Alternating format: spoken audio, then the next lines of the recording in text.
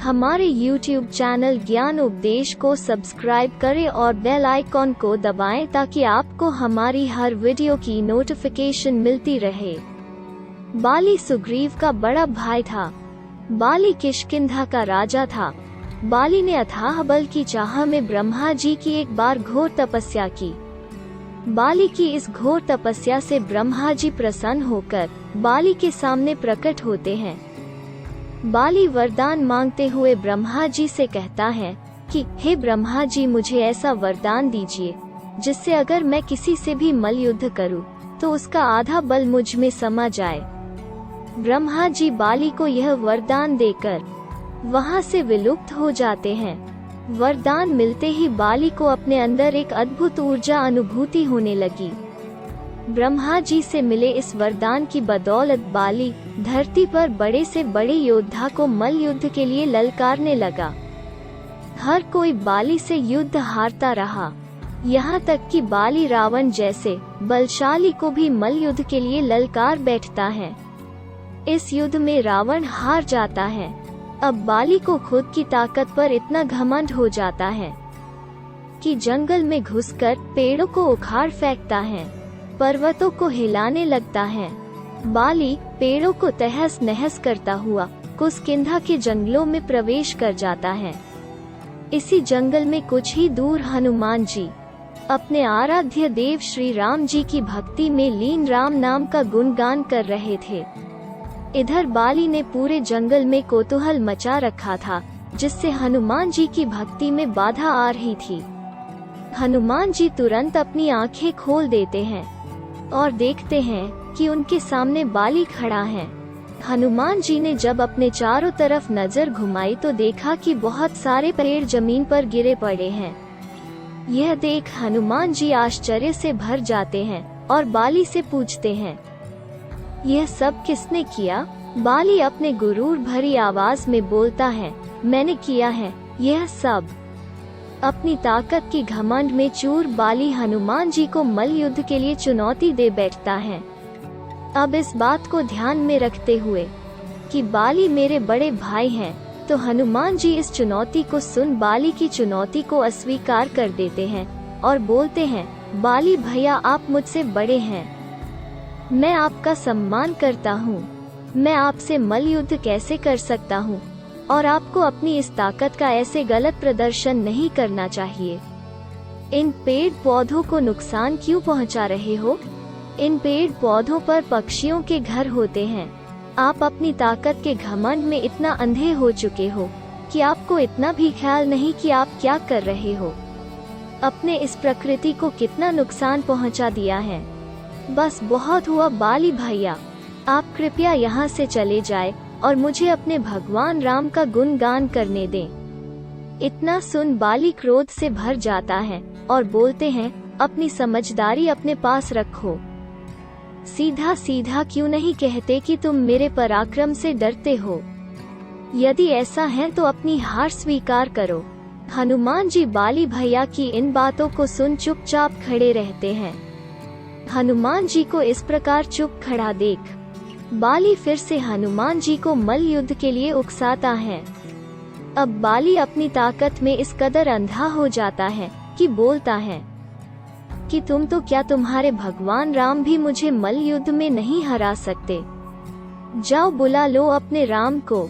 इतना सुन हनुमान जी को क्रोधित हो उठे और कहने लगे, बस बाली भैया, अब बहुत हुआ, मैं आपसे मल्ल युद्ध करने को तैयार हूँ।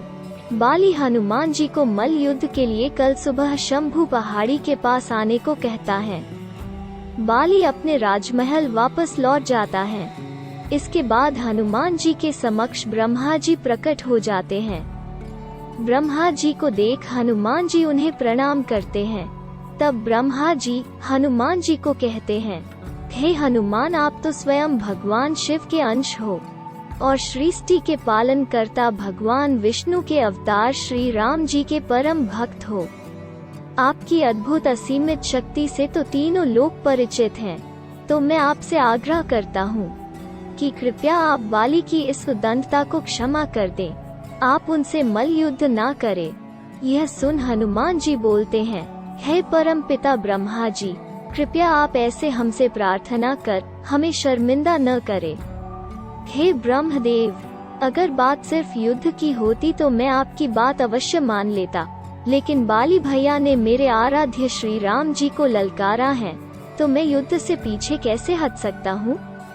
तब ब्रह्मा जी कहते हैं, ठीक है पुत्र, लेकिन मेरा एक आग्रह है, जब तुम बाली से युद्ध करने जाना तो अपनी शक्ति का सिर्फ 10वां हिस्सा ही लेकर जाना, शेष हिस्सा यही श्री राम के चरणों में रख देना। युद्ध के बाद आप अपना शेष हिस्सा फिर से धारण कर लेना। हनुमान जी उनकी यह बात मान लेते हैं।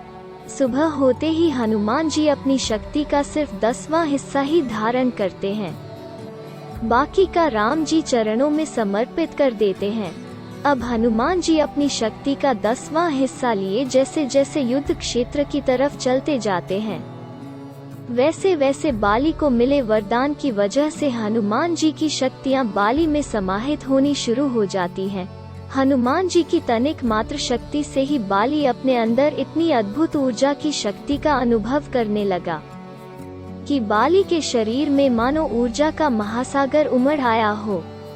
इधर जैसे जैसे हनुमान जी निकट आ रहे थे, उधर बाली के अंदर हनुमान जी की शक्तियां समाहित होती जा रही थी।